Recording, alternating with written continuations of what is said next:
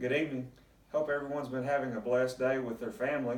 Just wanted to take a few minutes to maybe record a little devotional thought for you. I know that we have people out there that may not be having services tonight, so I just wanted to share a few thoughts with you that you might be able to use with yourself or with your family.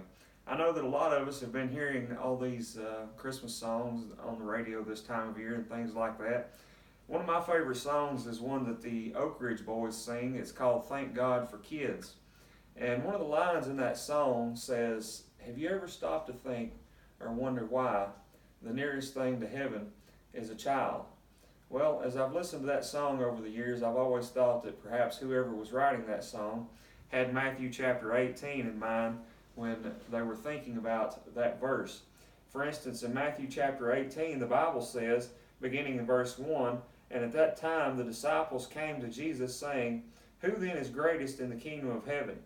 Then Jesus called a little child to him, and said to him, Set him in the midst of them, and said, Assuredly I say to you, unless you are converted and become as little children, you will by no means enter the kingdom of heaven. Therefore whoever humbles himself as the little child is greatest in the kingdom of heaven." So you see, there is something behind that thought. A little child is very near to the kingdom of heaven. So as we start to try to answer that question, why is it that a child is near to heaven? Well, the first thing that obviously comes to mind is their innocence and their lack of knowledge in regards to sin and things of that matter. But also, just from reading that verse, we see that humility is the thing that Jesus is looking for. A person needs to humble themselves and to become as a little child. Now, as adults, most of us think that we can handle any situation that comes along and that we can take care of that situation and we can handle anything that the world throws at us. But the truth of the matter is that many times we need help. But when we're a child, we realize that we can't provide for ourselves and that we have to rely on someone else to provide help for us and to care for us and to take care of our needs.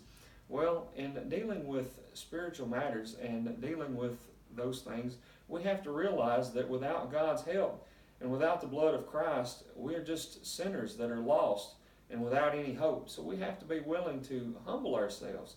We have to realize that we can't handle every situation. So in that manner, we have to become as a little child. In order to get to this level of humility, there's a lot of trust that's involved with these things. In 1 Corinthians chapter 13 and verse 7, Paul says that love trusts all things. Now, I don't know about you, but the world has made me a skeptic. I think about the fact that people are running around neighborhoods all over town, stealing people's packages off their porches and things of that matter. Trust is not an easy thing, but when it comes to God, it's a whole lot easier.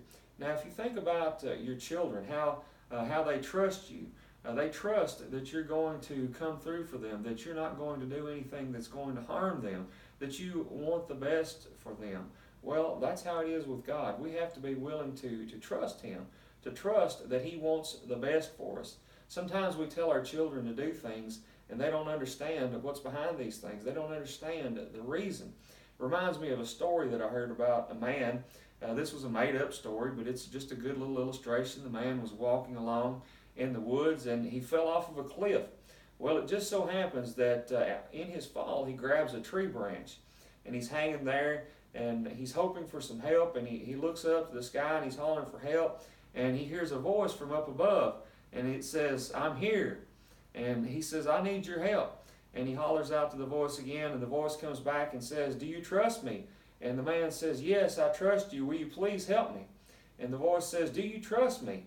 And the man says, "Yes, I trust you." And the voice says, "Let go."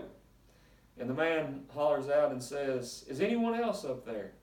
You see, that's the way that we are in our dealings with God many times, I think.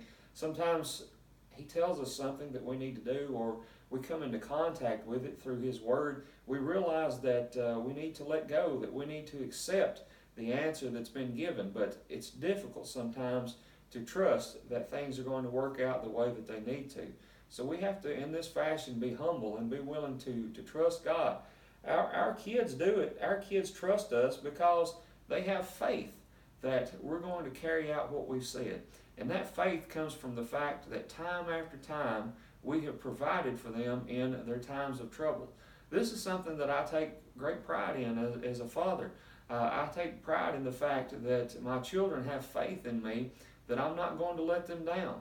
I'm sure that when they went to bed last night, they knew that they were going to have a good day this morning, that there were going to be gifts that were going to be waiting for them. When I've told my kids that they're going to be picked up from school, they have faith that I'm going to carry this out. When they need something to eat, they're hungry, they're thirsty, they have faith that we're going to carry these things out. Well, we need to have that kind of faith in God, and for the same reason. It's because over and over again and time after time, God has carried out His promises just as He has said. We could make a whole lesson out of going through just the prophecies and the promises from the Old Testament and how they're carried out in the New Testament. And each and every time, God is able to carry these promises out better than anyone else. I would say, and I started to say, that God is similar to us in this fashion, or He's like us, but He's even better than us. Because no matter how hard I try to fulfill everything that my child needs and do everything that they need, at some point I'm just a man, and it's likely that I'm going to run late. I'm going to let them down. It's not going to be on purpose. But with God, He's never going to let you down. He's always going to carry out what He said. All through history, all through time, He's always carried out His promises, and you can be sure that He's going to, from now on until Jesus comes back again, those promises are going to be carried out. So with God, He's perfect. So I want you to think about this as you go along this week. Maybe you'll hear some songs that are on the radio. Maybe you'll even hear that song by the Oak Ridge Boys, and you'll hear that line that says, "Do you ever stop to think or wonder why the nearest thing to heaven is a child?" Well, friends, if you want to get to the kingdom of heaven, you're going to have to humble yourself and be as a little child.